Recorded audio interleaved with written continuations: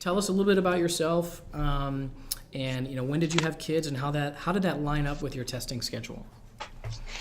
One thing about me is I'm not a typically great planner. So I sort of had a whole bunch of interests, and one was my career, and and I did not have the interest in getting licensed for a while until a little while after I got married, and then I had a house, and I started getting a little bit more serious. I made a list for this podcast of all of the dates of when I took my tests, because I Hmm. took a long 5 years to get all of mine done, and it's interesting, like when I actually got time to do it. So I had my first child went in 2010, and then excuse me, I accidentally got pregnant 6 months later. Wow. So I basically was pregnant again and was starting to get nervous. So I started studying and I started taking them, and I flunked my first one, Hmm. and then took another, then had another baby, and then the rest fell into play over the years after that. Okay. And so, did you sort of at that point did you say, "All right, I'm going to go knock these out," and you took sort of seven back to back, like one every week or something like that, or how did you go Oh, about it? no, I did not do that.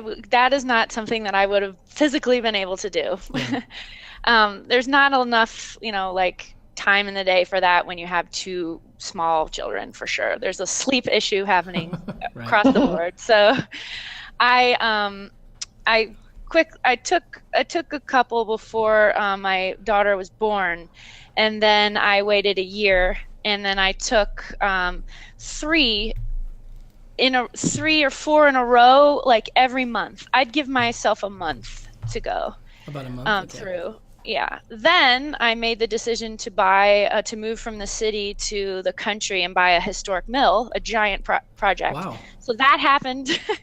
And then I started taking them again. And I basically did one a month again, starting back up in 2017. But I switched over, I should say. I had the fortunate opportunity to switch over to ARE 5.0 for Yeah. my last two, and Okay. they were so much more enjoyable. And honestly, I'd been working already for, like, I guess it was like 9 years as an architect, so they were basically, because they're so much more intuitive, they're easier. And Hmm. I just kind of banged them out one after the other. I never did anything more closer than a month apart, though. Okay. So I think there's a couple of key things here. So you ended up finding out that so you sort of there's a sort of start and stop, I guess, as sort of life happened, let's say. Hmm. But when you were kind of moving at kind of a consistent pace, you were basically doing about one per month, Correct. and you found a lot of. At that point, you had 9 years of experience, and so ARE 5.0 seemed to make more sense, or seemed to feel a little bit more comfortable. Is that fair? Yes, correct. Okay, cool. So that makes sense. Joe, tell me a little bit about same thing for you. Tell us your situation. How did kids sort of, you know, having kids, I guess, set up in your testing schedule? Sure. Well, I guess, and I would have to echo several of the things Lisa said, but for me, kind of getting started, I guess I should get out of the way that 3 years out of school, so right around, I guess around 2009, I applied to test early in 4.0. I think it was PPP Hmm. that I took first, and failed that, but really studied for it really hard. But I think what was missing was that kind of practical level experience. And of course, I'm sure most people know, the more experience you have, the easier time you're going to have with it. But um, I just went back to work and kind of put it on the back burner. And eventually we started a firm in 2011. And then about 3 months later, I found out I was going to be a dad. So it was kind of a lot on my plate at that moment. Had planned on going ahead and starting studying. That sort of put a damper in it. And similar to Lisa, not quite as quickly thereafter, but within a couple of years, we found out we were going to have our second, Hmm. and that was in 2015. And all the while trying to build up this firm. And then for me, it wasn't until kind of the combined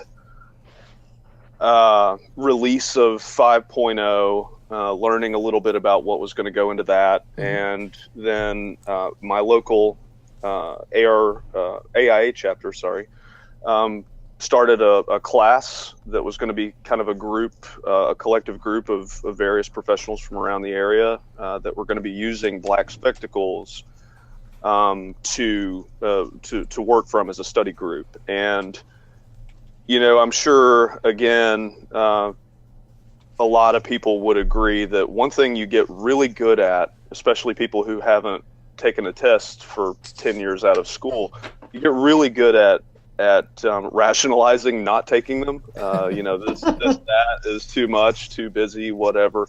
You get really good at it. And finally, I think when that class came up, I just ran out of excuses for myself. I was like, I don't know why I wouldn't jump on this opportunity. And I can't really explain it much better than, when you hear all the people in your office around you that are taking tests and, oh, they passed one, or, oh man, they failed one, but they're still studying. It can be crushing and heavy to see all these people making strides and you're not. And there was something about 5.0, nobody was testing in it in my office. Nobody around me was testing in it. And so it felt, I don't know, because it was unknown, maybe a little less daunting. I think I felt the same way. It was just like, all right, let's just jump on this. Just do it. I don't even know exactly what I'm getting myself into. I just dove in, and like Lisa said, it didn't take very long to realize that 5.0, in my opinion, is a way better structured test. It feels like you're doing work at the office. That's what it feels like. And so it just kind of, the dominoes started falling from there, but that's really how it got started. That's I love how you said that. There's a lot of really great things there. In fact, Willie, one of the folks listening in, said amen to that. So as you're talking about excuses and so forth, I'm going to let Sean hop in here. Sean, tell us a little bit about your situation and how kids lined up with testing for you. See, I'm a combination definitely of Joe and Lisa, and I guess I was a little better at putting things on the back burner. I had 14 years of experience before I just had to get to taking this test. I had was really busy with work and teaching at Roger Williams University design, so I put it on the way back burner. So when I started, I had three children, 8 years old, 6 years old, and 2 years old. So it was a very busy house to be a part of. I finished and started everything in 4.0. I think I had a fear when 5.0 was looming that I needed to get this done because I just whatever it takes. Yeah, I knew the evils that I was working through, so I didn't want to learn something new with 5.0. Interesting.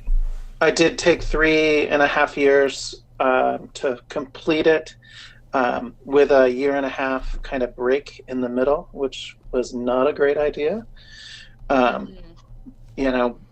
Taking a break and then having to kind of get back to this beautiful routine of taking these tests is not an easy thing.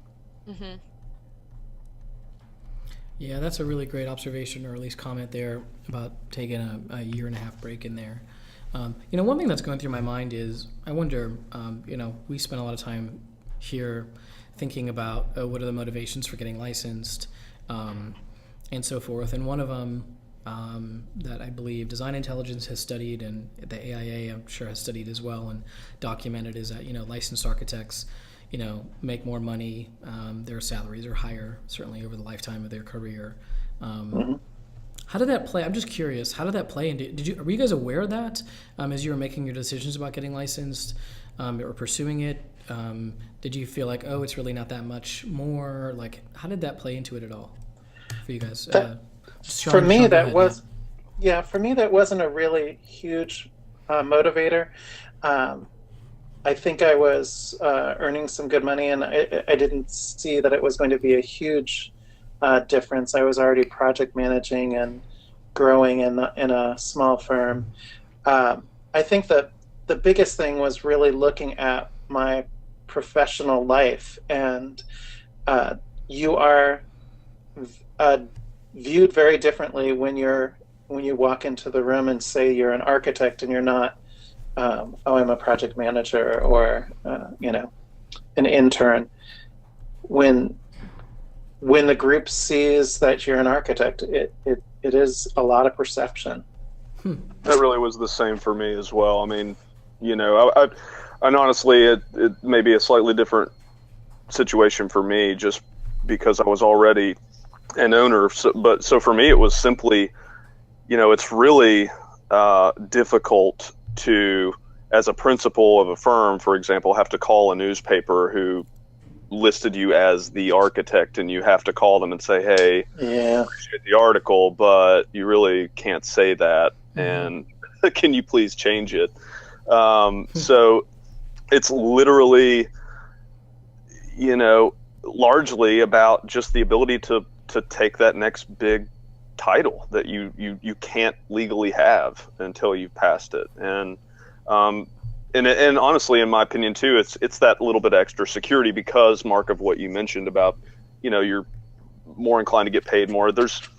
You're more marketable should something come up and you have to move or you go to a new place, being able to say that, have that professional, the AI next to your name. Absolutely. Much more marketable than project manager. Lisa, what are your thoughts on this?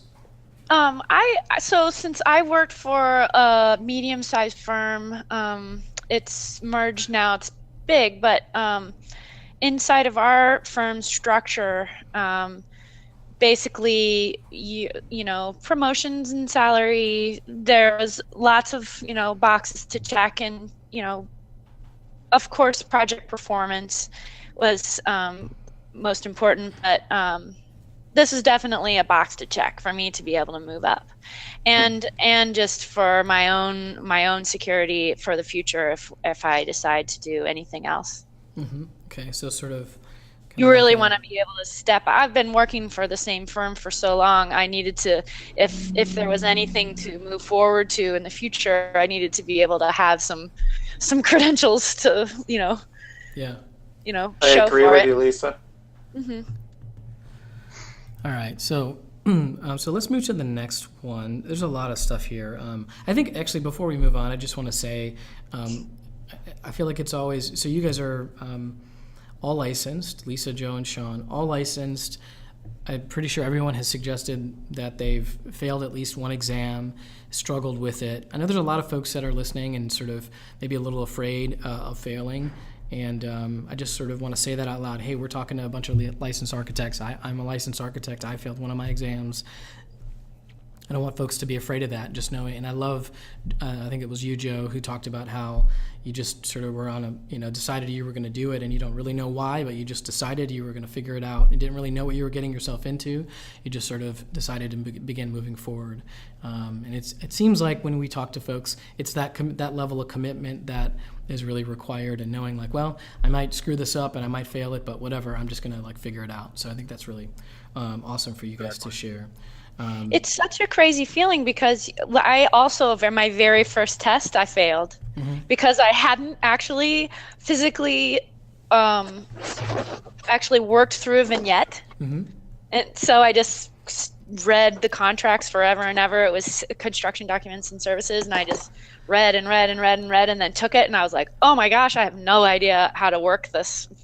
That's an old conversation about doing the old vignette. So anyway, I felt like it was a bad start to the whole thing, but at the same time I had to just keep going. And that was the only, and I think while I got one or two under my belt before my daughter was born, it was because I was studying with a group. So I sort of did both things too. So studying with a group, and then when you fail, but then you're friend that doesn't feel good either.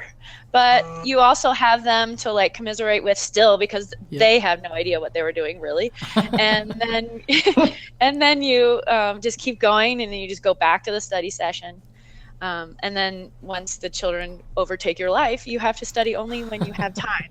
You don't really do study sessions with other people anymore.